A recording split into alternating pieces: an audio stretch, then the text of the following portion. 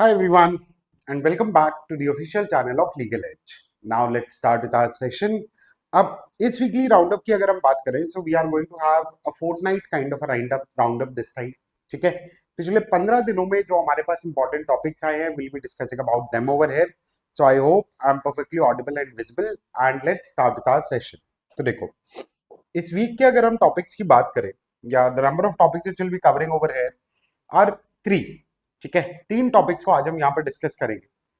The first one is related to the judgment of the Bhojshala complex from the state of Madhya Pradesh.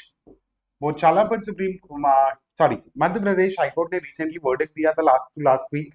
That is one important topic. The another important topic is the personal data of a person. ठीक है, कि आपका जो भी online personal data available है, एक individual की death के बाद उस डेटा पे किसका कंट्रोल आएगा, and how that control is given to such a person. Like basic सबके दिमाग में ये चीज आ ही जाएगी इस चीज को रीड करने के बाद, that after the death of the person, the personal data should go into the hands और the control of the legal representative of that individual. वहीं पर अभी राजस्थान में एक कोर्ट ने इस चीज को लेकर वर्डिक्ट दिया है. तो किस तरीके से किसी पर्सन को हम कंट्रोल प्रोवाइड करते हैं after the death of that person, and moreover क्या वहां पर प्राइवेसी के आर्ग्यूमेंट को भी इन्वॉल्व किया जा सकता है, कि क्या हम किसी किसी किसी डेड पर्सन के डेटा का कंट्रोल किसी और को देने के पहले उसके प्राइवेसी के कंसर्न्स को भी डिस्कस करना क्या वहां पर जरूरी है. That what if the data which was present over there is not something which is shown to the family of that person. So disease का पर्सनल डेटा किस तरीके से नेक्स्ट जनरेशन के पास पास ऑन होता है, that's another important topic which will be discussing today. And the third important topic is the recent verdict given by the Central Information Commission, wherein they clarified that BCCI is not a public authority for the purposes of Right to Information Act. कि RTI act के अंदर BCCI को एक public authority की category में नहीं रखा जा सकता है, and therefore the information can not be सीक्ड from the board of cricket control in India under the IT act, sorry RTI act.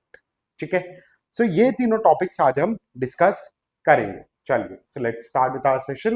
And the first topic which you have is wherein the recent verdict given by the Central Information Commission, wherein they ruled that BCCI is not a public authority under the RTI Act. देखो, अब the citizens have a right to seek information, and this right to know of the citizen, this right to know of the citizen has been recognized as part of Article 19(1)(a) of the Constitution of India as well. ठीक है, that is, every citizen will have a right to seek information is something which has been recognized, or right to know has been recognized as part of Article 19(1)(a) of the Constitution of India. And in furtherance of that, the Parliament of India enacted the Right to Information Act, right to information act. And इस act को utilize करके कोई भी citizen हमारी country में public authority से information सीख कर सकता है. That is, you have a right to seek information और right to get information from the public authorities under the right to information act of 2005.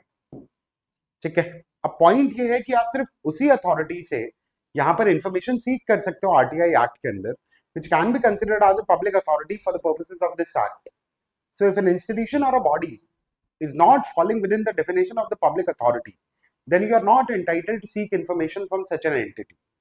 आप ऐसी एंटिटी से फिर उस पॉइंट ऑफ टाइम पे इंफॉर्मेशन सीख नहीं कर सकते हो. अब किसी भी इंस्टीट्यूशन को या किसी भी बॉडी को हम पब्लिक अथॉरिटी किस बेसिस पे मानते हैं. So that is something which is given under section 2H of the RTI Act, and according to this act, any authority which is established under the law or established by a law, any authority which is owned or controlled by the government, and similarly any such authority which is substantially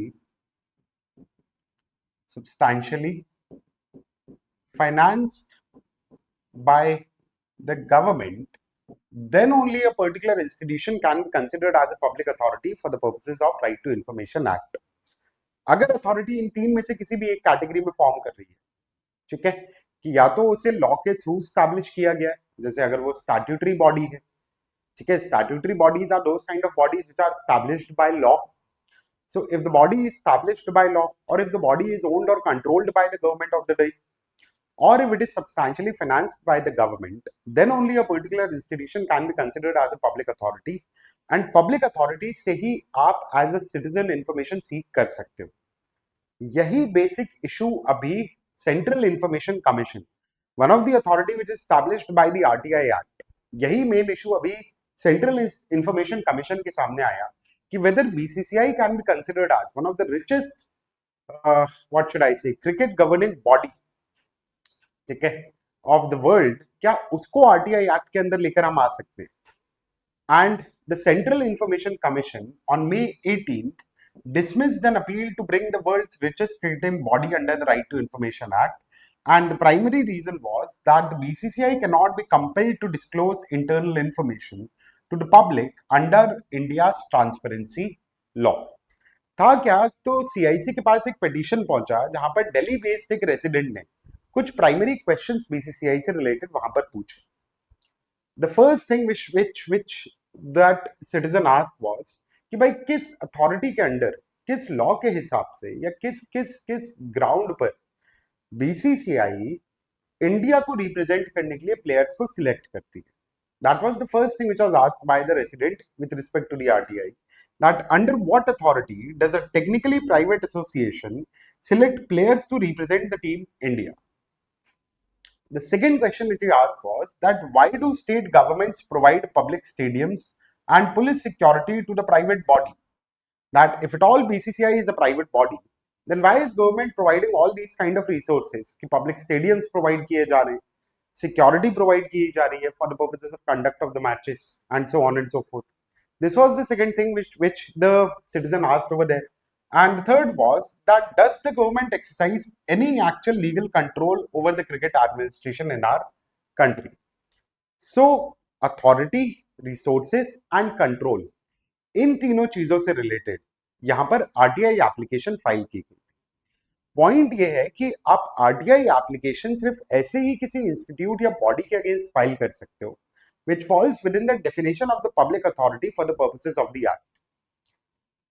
And you can seek information only from those institutions, and only those institutions are obligated to provide information to the RTI which is filed over there. सिर्फ उन्हीं institutions को आप obligate कर सकते हो कि वो आपको इंफॉर्मेशन प्रोवाइड करें which are falling within the category of public authority. Now, point is, Section 2H of the RTI Act defines what a public authority is. So, any such institution or body will be considered as public authority if it is established or constituted by the Constitution or Parliament or state legislature. ऐसी कोई भी body जिसे constitution के through establish किया गया, ऐसी कोई भी बॉडी जिसको पार्लियामेंट के लॉ के थ्रू स्टैब्लिश किया गया, या ऐसी कोई भी body which is established by the act of the state legislature, only those bodies will be considered as a public authority from the point of view of creation. तो अगर laws के through created body है, it will be considered as a public authority. और if it is owned और controlled by the government, कि government की ownership है उस पर्टिकुलर बॉडी के ऊपर या गवर्नमेंट का परवेसिव कंट्रोल है उस बॉडी के ऊपर, then that body will be considered as a public authority for this act. Or from the point of view of financing, wherein the body or the institute is substantially financed by public funds. अगर public funds से उसको substantially finance किया जा रहा है, then the body will be considered as public authority for our RTI Act. अब यहाँ पे अगर हम देखें तो हुआ क्या, इनिशियली ये कोई नया टॉपिक नहीं है, ये कोई नया इशू नहीं है that whether BCCI will be considered as a public authority or not. This issue has been going on for the past 1 decade in our country. जहां पर सबसे पहले 2018 में CIC ने ही एक ऑर्डर पास किया था, सेंट्रल इंफॉर्मेशन कमीशन ने ही एक ऑर्डर पास किया था, wherein they recognized that BCCI is a public authority under the act. So initially in 2018, An earlier CIC bench under M. Sridhar Acharyulu ruled that BCCI was a public authority, and simultaneously the Law Commission in its 275th report and Lodha Committee both recommended bringing the board under the RTI Act. तो 2018 में CIC के एक order में BCCI को public authority recognise किया गया, but फिर वहीं पर एक चेंज आया. The Madras High Court set aside the 2018 CIC order, remanding the matter for fresh consideration based strictly on Supreme Court precedents.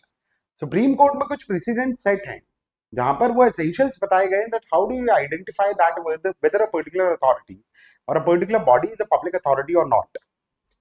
तो CIC ने पहले रिकग्नाइज कर लिया BCCI को एज अ पब्लिक अथॉरिटी 2018 में, बट उसके बाद मद्रास हाई कोर्ट ने उस ऑर्डर को सेट असाइड करके कहा कि आप सुप्रीम कोर्ट के बेस्ड प्रेसिडेंट्स के बेसिस पे डिसाइड करोगे that whether the authority will fall under the category of public authority और not.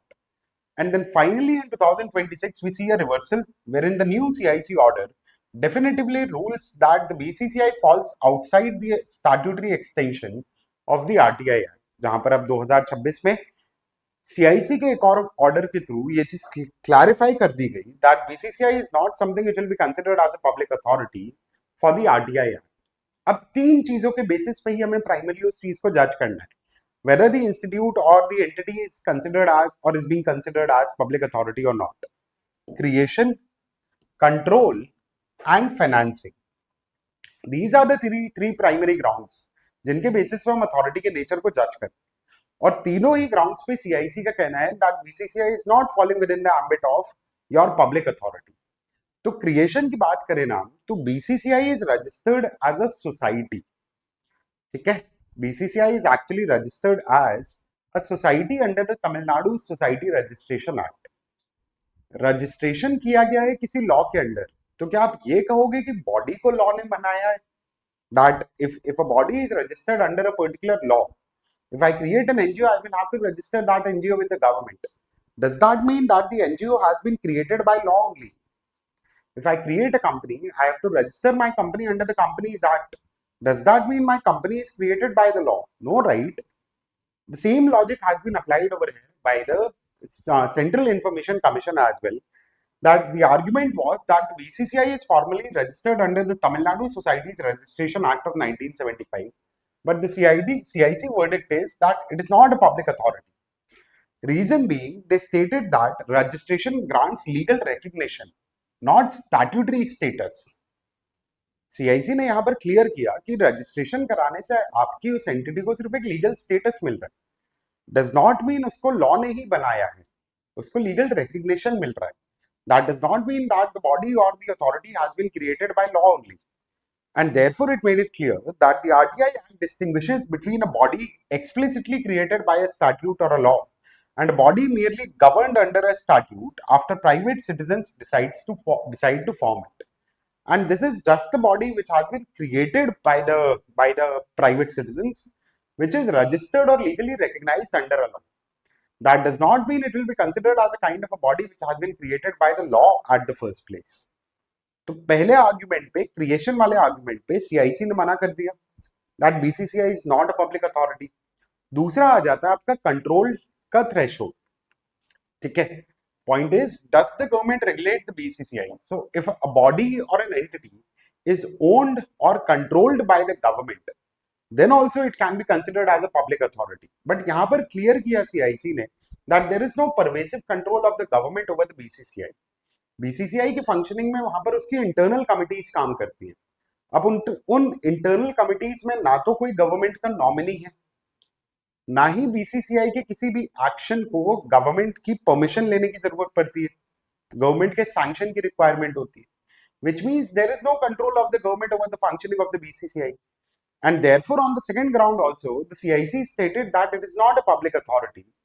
So, relying on the 2013 Supreme Court precedent on Thalappalam, this control which we use under this ground, this control must be substantial and pervasive over management, policy and finances, not merely regulatory supervision.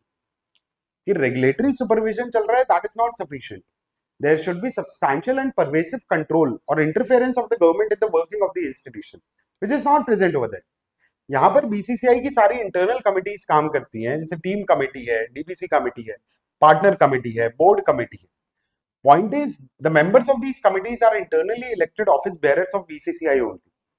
There is zero governmental nominees on internal committees, and there is no government approval required for board's decisions, which means the government of India is not exercising any control over the body. And therefore, from the second point, or as per the second essential, also the CIC ruled that BCCI cannot be considered as a public authority. The third issue is that if the body is being substantially financed from the public funds, then also it can be considered as a public authority. कि अगर किसी body को हम substantially finance कर रहे हैं government fund से, public fund से, तब भी हम उसको एक पब्लिक अथॉरिटी की कैटेगरी में लेकर आ सकते. अब पॉइंट ये है कि यहाँ पर बीसीसीआई को गवर्नमेंट कोई फंडिंग नहीं दे रही है. There is zero fund which is being given by the government.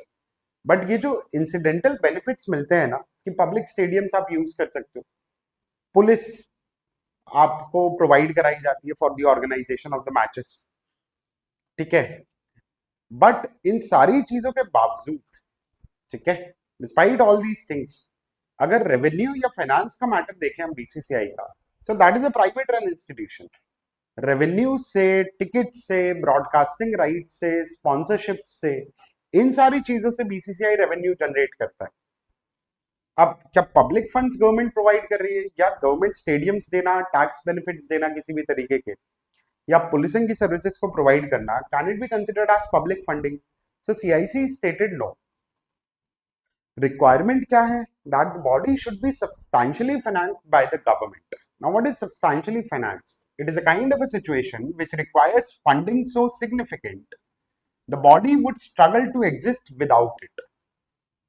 कि वो जो बॉडी है, वो एंटिटी है, जो ऑर्गेनाइजेशन है, दैट विल नॉट एग्जिस्ट, ठीक है, that will not exist without that finance being supported और being given by the government. But ऐसा तो कुछ यहाँ पर है ही नहीं. It stated that incidental benefits like providing public stadiums or police deployment or tax exemptions do not qualify as substantial benefits. क्योंकि उन सबके बिना ऐसा नहीं है कि बीसीसीआई एग्जिस्ट ही नहीं कर पाएगा.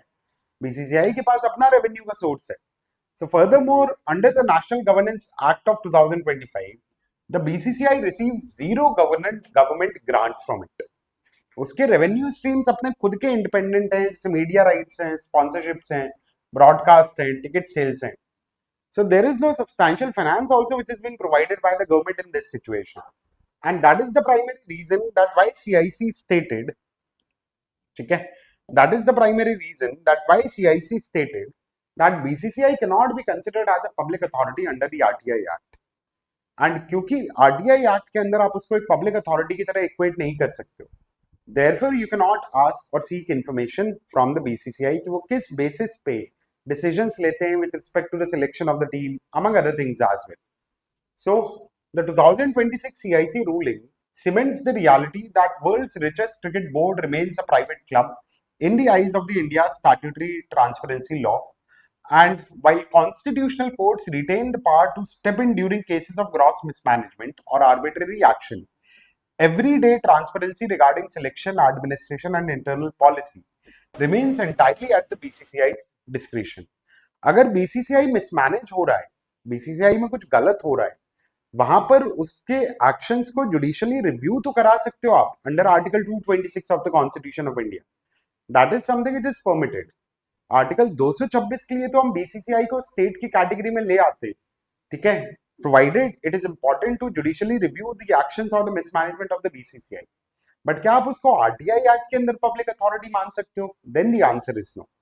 It is not going to be considered as a public authority under the RTI act, ठीक है. So this was the first topic. I hope it is clear. RTI act थोड़ा सा एक इंपॉर्टेंट टॉपिक बन जाता है यहाँ पर. पब्लिक अथॉरिटी क्या होती है, पब्लिक इंफॉर्मेशन का मतलब क्या है, या इंफॉर्मेशन का मतलब क्या है. These are the kind of important things which you must remember from this particular topic. ठीक है. Now, the next important topic which you have is the recent verdict which was given by the Madhya Pradesh High Court regarding Bodhshala. अब Bhojshala actually है क्या? भोजशाला मध्य प्रदेश के धार district में एक जगह है, ठीक है, जिसके रिलीजियस कैरेक्टर को लेकर बहुत ही टाइम से एक डिस्प्यूट चला आ रहा था। It is an ASI protected monumental site, archaeological सर्वे की प्रोटेक्टेड साइट है यहाँ पर, बट दो आइडेंटिटी थी इसकी। It was claimed by Hindus as temple of goddess Vagdevi and by Muslims as Kamal Maula mask, ठीक है। तो डिस्प्यूट क्या था कि Hindus were claiming it as a temple of goddess Vagdevi, Saraswati, basically Saraswati ji का इसको मंदिर माना जा रहा था, and at the same point of time Muslims were claiming it as mosque, that is Kamal Mala mask. तो 2003 से ही एक इन इन कॉन्फ्लिक्टिंग, ठीक है, इन कॉन्फ्लिक्टिंग क्लेम्स को मैनेज करने के लिए एएसआई ने एक मैकेनिज्म बनाया हुआ था, and the arrangement was that for over 2 decades an ASI order enforced a shared schedule wherein Muslims were allowed to perform puja on Tuesdays and Muslims were allowed to offer namaz on Fridays. But problem कब आ जाती थी कि जब Friday को कोई Hindu festival पड़ गया और वहां पर अब अगर पूजा करने की जरूरत है, तब फिर ये चीज डिस्प्यूट में आ जाती थी। And finally, the High Court made it clear that the original character of this particular temple or this Bodhshala was that it belonged to a temple only. अब हिंदूज और मुस्लिम्स के अलग अलग क्लेम क्या थे? तो देखो, हिंदूज का कहना यह था कि it was a temple of goddess वाग देवी, एंड मुस्लिम्स का कहना यह था कि दिस वाज अ कमाल मौला मॉस्क। यहाँ पे हिंदूज का कहना यह था that it was build by Raja Bhoj of the Parmar dynasty, ठीक है। परमार डायनेस्टी एंशिएंट इंडिया का पार्ट आपका माना जाता है, and it is considered as कि भाई वहां से ये चीज बनकर आई थी, उन्होंने बनाई थी, and this particular complex was serving as the centre of Sanskrit learning, and इनके हिसाब से 1034 एडी के पहले ये कॉम्प्लेक्स बन चुका था। मुस्लिम्स की अगर आप बात करें तो उनका क्लेम क्या था बोधशाला को लेकर, that the foundation was laid down by हजरत मौलाना कमालुद्दीन चिश्ती, ठीक है, एंड उनका कहना यह था कि this particular complex was recognised as a mosque by the 1935 royal ऐलान एज वेल। 1935 में धार के जो रूलर थे उन्होंने रॉयल फरमान जारी करके, एक रॉयल ऐलान जारी करके इसको एज अ मॉस्क भी रिकॉग्नाइज किया था, एंड इनके हिसाब से इसका कंस्ट्रक्शन जो डेटेड है that is around 1306 to 1307 AD. But यहाँ पे फिर वही चीज आ गई थी कि भाई हाउ डू वी आइडेंटिफाई कि ये पर्टिकुलर ओरिजिनल कैरेक्टर इस भोजशाला प्लेस का एग्जैक्टली होगा। तो पहली चीज जो हाईकोर्ट के वर्डिक्ट ने क्लियर की, that this was not a decision of title of the property, कि प्रॉपर्टी पे किसका टाइटल है, who is the owner of the property, वैसा नहीं है ये वाला केस हमारा या ये डिसीजन हमारा। क्योंकि जैसे अयोध्या राम जन्मभूमि केस की जब हम बात करते हैं, that Babri Masjid dispute, there the primary issue in front of the courts was कि टाइटल है किसका, जमीन किसके नाम पे है वो। बट यहाँ पे कोर्ट ने क्लियर किया that we are not dealing with the matters of the title of the property as such, rather we are just trying to identify और ascertain the character or nature of the property। क्योंकि देखो places of worship act की भी जब हम बात करते हैं ना, जो इन सारे डिस्प्यूट्स में इन्वॉल्व हो जाता है, प्लेसेस ऑफ वर्शिप एक्ट में क्लियरली रिटर्न है कि आप किसी भी रिलीजियस प्लेस के कैरेक्टर को चेंज नहीं करोगे, ठीक है। इट क्रिएट्स एन एब्सोल्यूट बार कि भाई किसी भी रिलीजियस प्लेस के कैरेक्टर को चेंज करने का आपके पास कोई ऑप्शन नहीं होगा। बट उसमें लूपहोल यही है that suits can be filed in order to identify और ascertain the original character of the religious place as such, कि किसी भी रिलीजियस प्लेस का ओरिजिनल कैरेक्टर क्या है वो तो आइडेंटिफाई किया जा सकता है, and that's what the Madhya Pradesh high court had done over here as well. So the 242 page judgment by the Madhya Pradesh High Court does not determine the property ownership, कि property किसकी है उस चीज को लेकर डिसीजन नहीं है। It strictly determines the historical and religious character of the disputed area based on architecture, literature and ASI Sarves, क्योंकि पिटीशन था तो कॉम्प्लिकेटेड क्लेम भी थे यहाँ पर, ठीक है। एंड उन सारे कॉम्प्लिकेटेड क्लेम्स को एविडेंसेस के बेसिस पे यहाँ पर मध्य प्रदेश हाईकोर्ट ने डिस्कस किया। ऐसा नहीं है कि सिर्फ मतलब आपने आपने एक नॉर्मल छोटा सा कोई सर्वे करके आपने वहां पर डिसाइड कर दिया that what is the religious place of the character. Proper यहाँ पर साइंटिफिक स्टडी की गई, एएसआई के अंडर एक ग्रुप बनाया गया, ठीक है। एएसआई के अंडर एक ग्रुप बनाकर उसका सर्वे किया गया, हिस्टोरिकल टेक्स्ट मंगाए गए, सारे क्लेम्स के बेसिस पे ही और एविडेंसेस के बेसिस पे ही यहाँ पर डिटरमाइन किया गया। अब इम्पार्शियल किस तरीके से था ये सर्वे, क्योंकि देखो यहाँ पर दो कम्युनिटीज के बीच में बात थी, and that is a kind of a dispute which takes communal angle also in our country, and therefore it was ensured by the by the Madhya Pradesh High Court that the survey which is conducted by the body that should look impartial as well, ताकि उसकी integrity उसकी sanctity के ऊपर कोई बाद में question ना कर पाए। And here in the survey was headed by the additional director general of ASI alongside a core team of 7 senior archaeologists, and the team specifically included ASI officers from Muslim community as well, ठीक है। तो Muslim community के भी ASI members को यहाँ पर include किया गया था, and 2 nominated representatives of each petitioner were physically present during all photography and videography proceedings, कि जो petitioner से हिंदू साइड और मुस्लिम साइड दोनों के दो दो नॉमिनेटेड रिप्रेजेंटेटिव्स भी प्रेजेंट होते थे all the time during the photography and videography proceedings of that particular complex. And the court ruled that scientific method was adopted in a fair and impartial manner. Carbon dating की technique को यहाँ पर use किया गया to identify the age of the structure as such. Material कितना वहां पर पुराना यूज किया गया, ठीक है। मटेरियल की एज को जज करने के लिए कि जो कॉम्प्लेक्स का मटेरियल है जिसके थ्रू कॉम्प्लेक्स बना हुआ है उसकी एज को जज करने के लिए कार्बन डेटिंग टेक्निक्स को यूज किया गया, which means कि scientific manner पे यहाँ पर जज किया गया। Moreover, the entire survey and entire proceedings were conducted in an impartial manner, and therefore the representatives of both the community were also involved with it.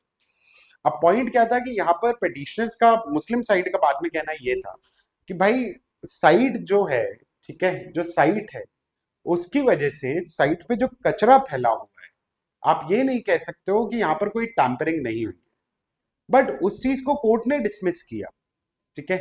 Court ने कहा that modern waste existed only in the uppermost compromise layer. They were actually trying to say, the Muslim community was trying to say कि भाई यहाँ पर आपने जो भी सर्वे कराया, जो भी चीजें कराई हैं वो कॉम्प्रोमाइज है पूरी की पूरी साइट्स, क्योंकि ये आप देखोगे कि ये पूरा का पूरा कचरा इस तरीके से वहां पर फैला हुआ है, which is the modern waste, plastic wrappers, plastic की bottles and so on and so forth. But the court rejected this argument because the court stated that modern dumping of wrappers, plastic, ceramic pieces are only present on the topmost layer. This heterogeneous, this debris is only present in the topmost layer, and जो architectural base है, that is the elements of the earlier temples, उनके ऊपर इसका कोई भी impact नहीं आया। तो ये कहना कि site compromised है, that cannot be considered as a valid argument. दूसरी चीज जो मुस्लिम कम्युनिटी का यहाँ पर कहना ये था वो ये है कि 1935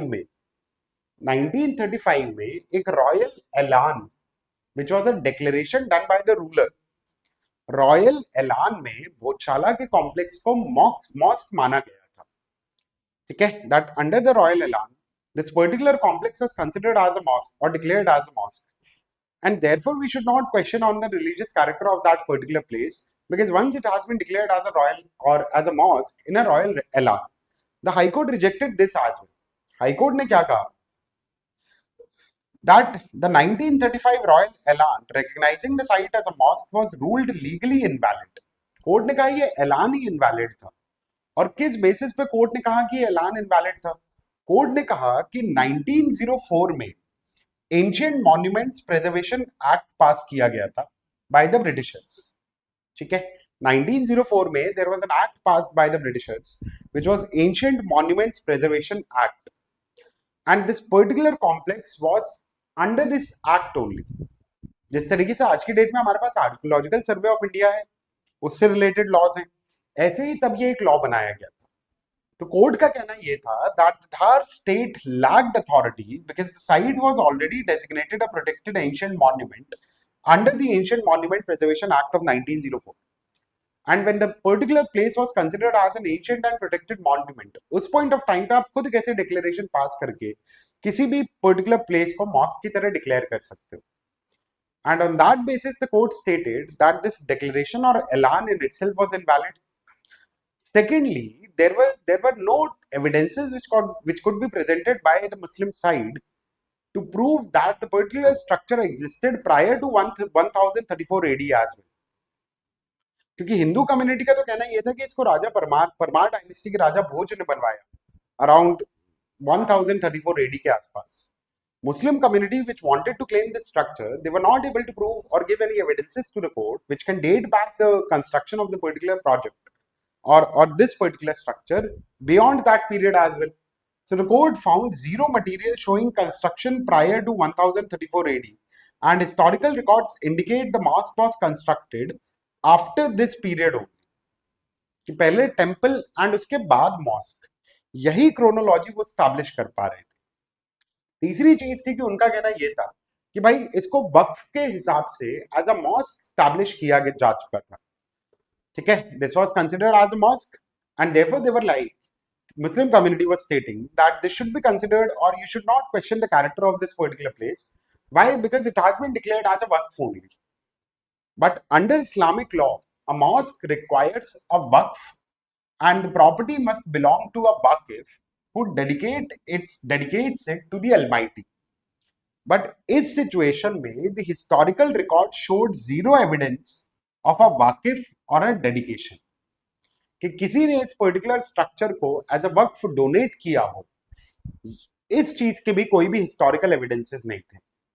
and therefore the court concluded that without a waqf there can be no legal presumption regarding the existence of a mosque. और इन्हीं सारे ग्राउंड्स के बेसिस पे the high court clearly rejected the contention और the claims of the Muslim side, and it stated that the religious character is definitively declared as Bhojshala, a temple of goddess Saraswati and center of Sanskrit learning. And the 2003 order restricting Hindu worship and permitting Friday namaz was officially revoked after this particular judgment. And the Union government and the ASI, Archaeological Survey of India, are now directed to assume full administration and management of the protected monument. So 2003 में ASI ने वो जो एक order pass किया था जिसके through एक arrangement create किया गया था कि ट्यूसडे को Hindus can worship on Friday, Muslims will give their नमाज, उस ऑर्डर को भी रिवोक किया गया. एंड यूनियन गवर्नमेंट और एएसआई को कहा गया that they should now work for the management of this entire protected monument. Thereby, the court also declared that Gojshala campus is a temple and not a mosque. और इन सारे grounds के basis पे ही Muslim community के arguments या उनके claims को यहां पर कोर्ट ने रिजेक्ट किया. ठीक है, so this was the second topic.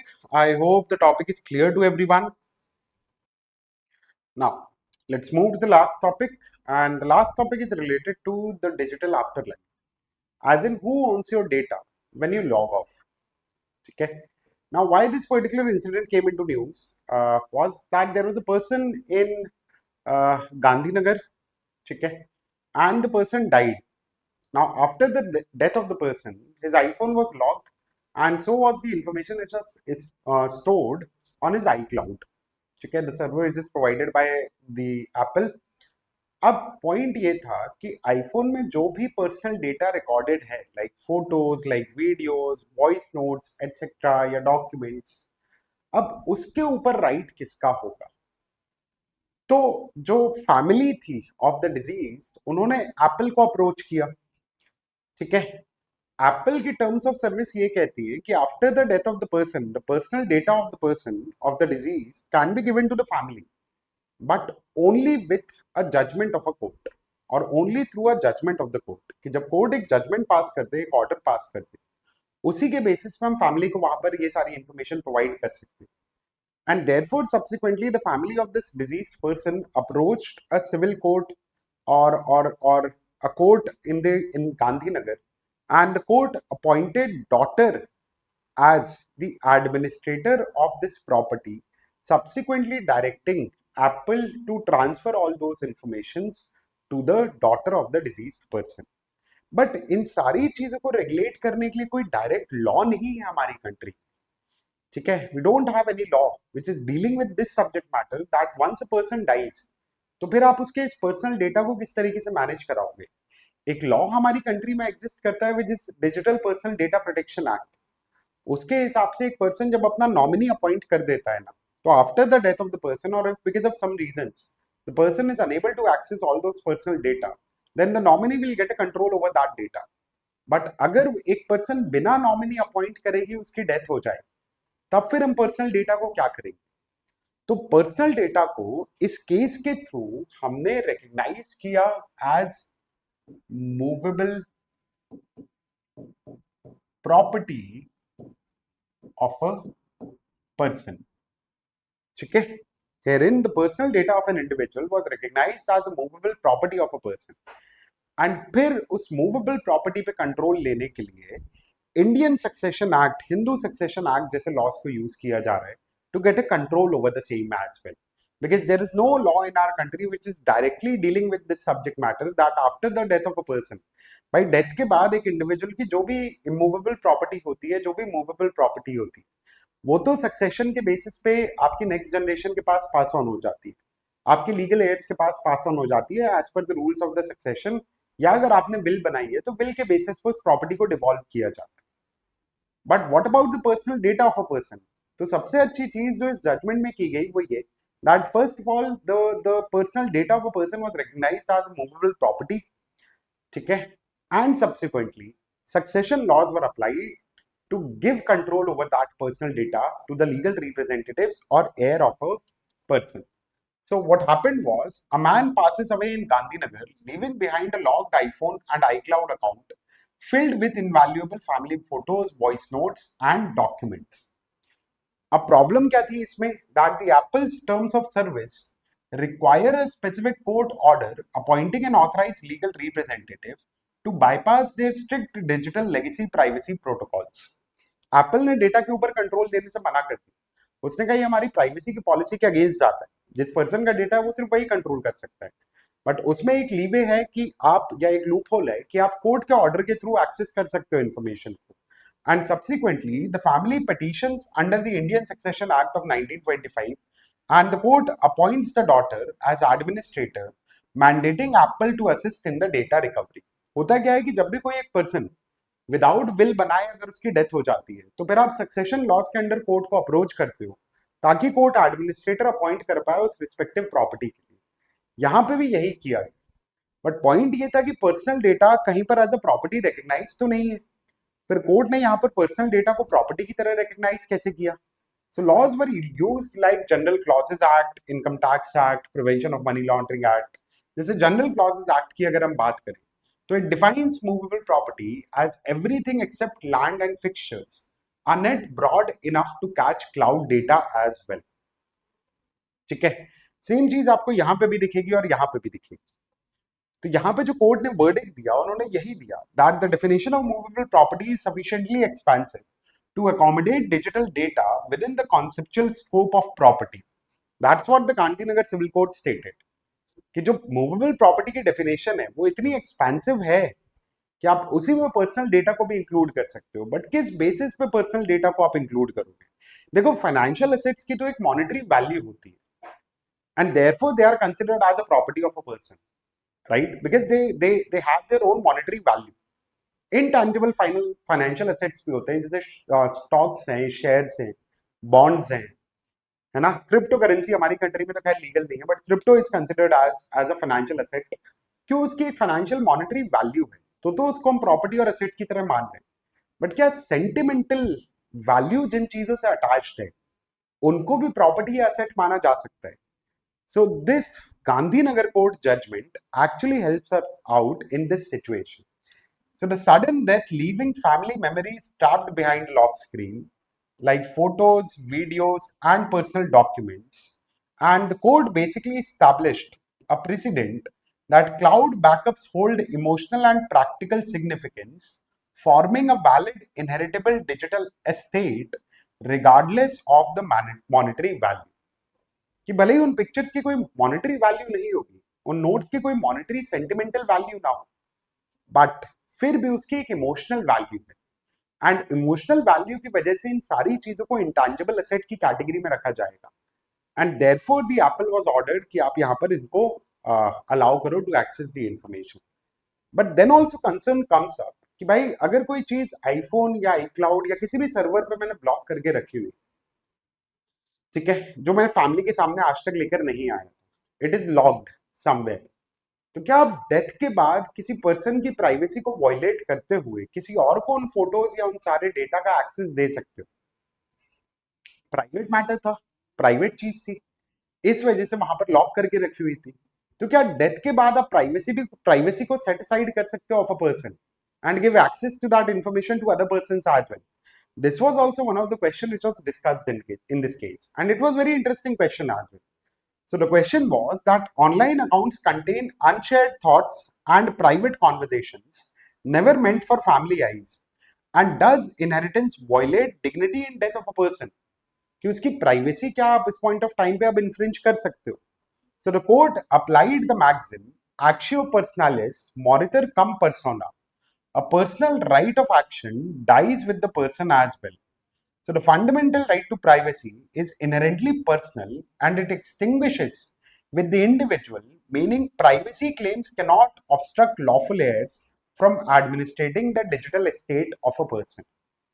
कि प्राइवेसी आपकी तब तक थी जब तक आप जिंदा थे, आपकी डेथ के बाद आपके पर्सनल राइट्स, पर्सनल क्लेम्स भी खत्म हो जाते हैं एंड प्राइवेसी भी उसी के साथ एक्सटिंग्विश हो जाती है. एंड वहां पर प्राइवेसी के बेसिस पे आप लीगल रिप्रेजेंटेटिव्स को नहीं रोक सकते from accessing the personal data. So you have privacy, but after the death inheritance will take on, ठीक है, the rules of inheritance will take on and they will allow your legal representatives to inherit your personal data as well, and that will not be considered as violation of the privacy of the deceased person. और ये चीज ऐसा नहीं है कि सिर्फ हमारी country में हुई है, this can be seen at the global stage as well. तो जैसे 2012 में a 15-year-old girl died in Berlin. Facebook refused her parents to access her account, citing strict privacy protocols. बताइए, ये Facebook प्राइवेसी की बातें कर रहे हैं. बट ठीक है, जब जब उस लड़की के, उस बच्ची के पेरेंट्स ने एक्सेस करने की कोशिश की, तो पेरेंट्स को डिनाई कर दिया गया by the Facebook, citing privacy protocols. Subsequently, the case was filed, and by 2018, the German Federal Court of Justice ruled that digital contracts passed to their heirs are under universal succession. Furthermore, the GDPR does not apply to deceased persons, and a social media account is legally identical to inheriting a physical diary or personal letters, and heirs step in its entirety into the user's shoes. तो global president भी इसी तरीके हैं कि भाई एक बार person की death हो गई तो उसके बाद उसका जो भी पर्सनल डेटा था दैट विल बिकम एक्सेसिबल और that will be inherited by the legal representative of a person. तो कोई लॉ नहीं है डायरेक्टली इस चीज को डील करने के लिए, बट इनहेरिटेंस के लॉस को पहली बार सिविल कोर्ट्स ने हमारे यूज किया है to grant access to the personal data of a deceased person to the family of that person. ठीक है, so these were the three important topics from the last 2 weeks. Now very important thing that the Great Indian Clat GK tour, ठीक है, is going to start pretty soon, जहां पर it is going to get 10% bigger, better and grander. 39 cities हैं in 9 states. Registration is mandatory for it, ठीक है. So registration link आपके chat box में and description section में given है, वहां से register ध्यान से आप लोग कर लो. Secondly, the YT schedule of LE is pretty much important, ठीक है, for the purposes of your paper, which starts with your Hindu analysis daily on 9 a.m. I'm so sorry. Then the big news every Thursday at 6 p.m. Indian Express explained every Friday at 7 p.m. and weekly legal affairs every Monday at 5:30 p.m. तो उसको आप skip out ना करें, ठीक है. And another thing, the CLAD Toppers tour is going on. इसमें भी अभी भी limited seats हैं. Certain cities are left, so you can register for the same as well. And the registration link is given in the description section as well. So that's it for today. These were the important topics. I hope topic समझ में आ गए हो, ठीक है. RTI का topic एक important है, inheritance of the personal data एक important topic है, and same goes with the your Bhotshala issue. and the Places of Worship Act of 1991 as well. ठीक है, so that's it for today. बाकी तबीयत वगैरह का ध्यान रखिए, आराम से पढ़ाई करिए, and we'll meet soon. All right, thank you so much everyone, thank you so much guys, thank you so much, thank you.